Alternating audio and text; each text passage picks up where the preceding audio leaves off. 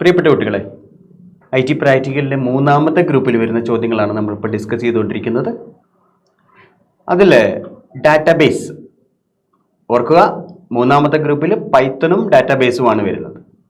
അതിൽ ഡാറ്റാബേസിലെ രണ്ട് ഏരിയയാണ് നമുക്ക് ചോദ്യങ്ങളിൽ വരാൻ സാധ്യതയുള്ളത്. ഒന്നാമത്തെ ഏരിയ ഒരു ക്വറി പ്രിപ്പറേഷനാണ്, പ്രിപ്പയർ എ ക്വറി. അതിലെ രണ്ട് ചോദ്യങ്ങൾ നമ്മൾ ചെയ്ത് കഴിഞ്ഞു. ഇനി അടുത്ത ഏരിയ ഡാറ്റാബേസിൽ റിപ്പോർട്ട് ജനറേഷനാണ്. അവർ പറയുന്ന രീതിയിൽ ഒരു റിപ്പോർട്ട് ജനറേറ്റ് ചെയ്ത് കൊടുക്കുക എന്നതായിരിക്കും നമ്മുടെ ടാസ്ക്. അതെങ്ങനെയാണെന്ന് നോക്കാം. നമുക്കൊരു ചോദ്യത്തിലൂടെ The details of various players are given in exam documents folder along with the file name sports.odb. Prepare a report as per the instructions given below using reports tool in the LibreOffice base. അപ്പോൾ നമുക്ക് report generate ചെയ്യണം. sports.odbയിൽ അതിൻ്റെ hint ഇവിടെ കൊടുത്തിട്ടുണ്ട്. അപ്പോൾ ആദ്യം തന്നെ നമ്മൾ സ്പോർട്സ് ODB, ഇവിടെ നമ്മൾ ബോൾഡായി കിടക്കുന്ന ODB മാത്രമേ ഉള്ളൂ. ആ ODB നമ്മളൊന്ന് ഓപ്പൺ ചെയ്യുന്നു. അപ്പോൾ ഹോമിലെ എക്സാം ഡോക്യുമെൻറ്റ്സിലെ sports.odb ഓപ്പൺ ആകും. ആ ഓപ്പൺ ആക്കുമ്പോൾ നമ്മൾ നേരത്തെ പറഞ്ഞ പോലെ തന്നെ ഡാറ്റാബേസിൽ 4 ഓപ്ഷൻസ് ഉണ്ട്. ആ ഡാറ്റാബേസ് പാനലിലെ 4 ടേബിൾസ്, ക്വറീസ്, ഫോംസ്, റിപ്പോർട്ട്സ്. അപ്പോൾ നമ്മളോട് ഇപ്പോൾ പറഞ്ഞിരിക്കുന്നത് റിപ്പോർട്ട് ജനറേറ്റ് ചെയ്യാനാണ്. അപ്പോൾ നമ്മൾ ഇതിലൂടെ ക്ലിക്ക് ചെയ്യുക, റിപ്പോർട്ട്സിൽ ക്ലിക്ക് ചെയ്യുക. ക്വറീസ് ആണ് ജനറേറ്റ് ചെയ്യാൻ പറഞ്ഞു കഴിഞ്ഞെങ്കിൽ ക്വറീസിലാണ് ക്ലിക്ക് ചെയ്യേണ്ടത്. റിപ്പോർട്ടാണ് ജനറേറ്റ് ചെയ്യാനുള്ള ചോദ്യമെങ്കിൽ റിപ്പോർട്ട്സ് ക്ലിക്ക് ചെയ്യാം. റിപ്പോർട്ട്സ് ക്ലിക്ക് ചെയ്തതിന് ശേഷം നമ്മൾ ഹിൻഡിലേക്ക് പോവാം. Use query midfielders given database to generate report. Select query midfielders. അപ്പോൾ നമ്മൾ ആദ്യം ചെയ്യേണ്ടത് ഇതിനകത്ത് വിസാർഡാണ്.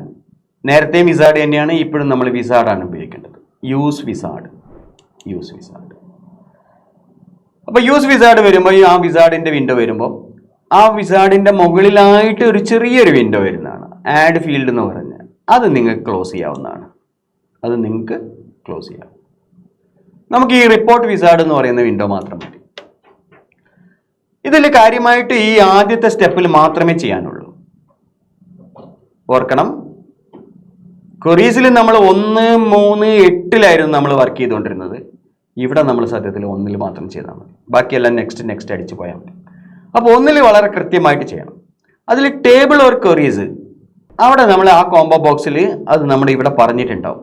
Use query midfielders given in database file to generate report.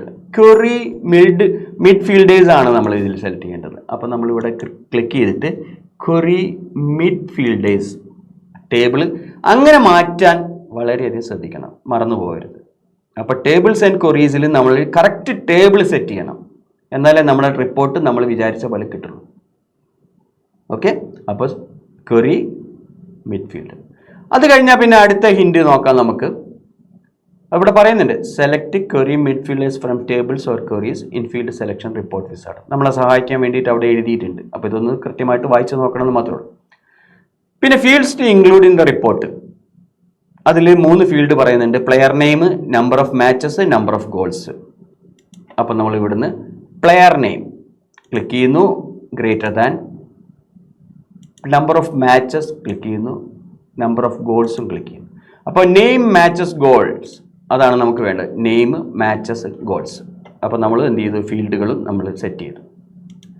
ഇനി നമ്മളെല്ലാം നെക്സ്റ്റ് അടിച്ച് പോയാൽ മതി. അടുത്ത സ്റ്റെപ്പിൽ ഒന്നും വർക്ക് ചെയ്യാനില്ല. സ്റ്റെപ്പ് 2 നെക്സ്റ്റ് അടിക്കുമ്പോൾ സ്റ്റെപ്പ് 2 വരും. അടുത്ത നെക്സ്റ്റ് അടിക്കുമ്പോൾ സ്റ്റെപ്പ് 3 വരും. ഗ്രൂപ്പിംഗ്.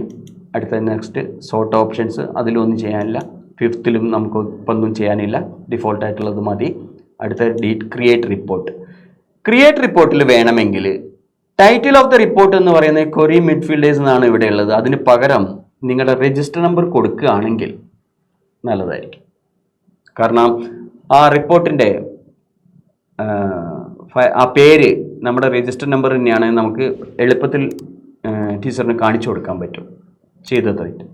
അപ്പോൾ നമ്മുടെ ഇവിടെ ടൈറ്റിൽ ഓഫ് ദ റിപ്പോർട്ട് നിങ്ങൾ എന്ത് ചെയ്യുക, 1111 കൊടുക്കുക. ഓക്കെ, നിങ്ങളുടെ രജിസ്റ്റർ നമ്പർ കൊടുക്കുക.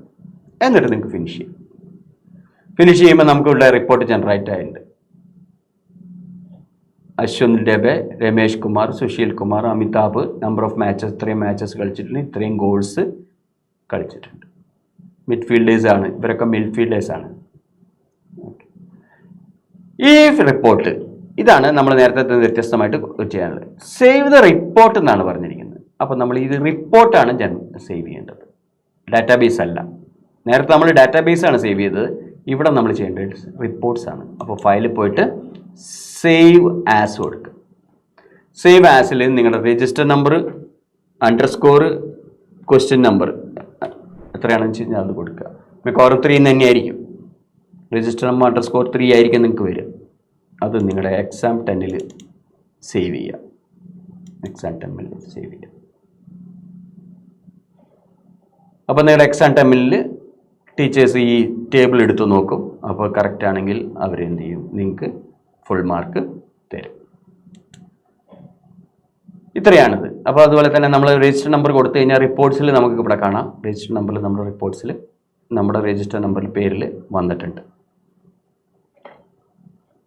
അപ്പോൾ ഈ ചോദ്യം, അതായത് നമ്മളിപ്പോൾ ചെയ്തത് റിപ്പോർട്ട് ജനറേഷനാണ്. ക്വറി പ്രിപ്പറേഷനും റിപ്പോർട്ട് ജനറേഷനും അല്പം വ്യത്യാസമുണ്ട്. ആ വ്യത്യാസങ്ങൾ എന്തൊക്കെയാണെന്നുള്ളത് നോക്കി പഠിക്കാം.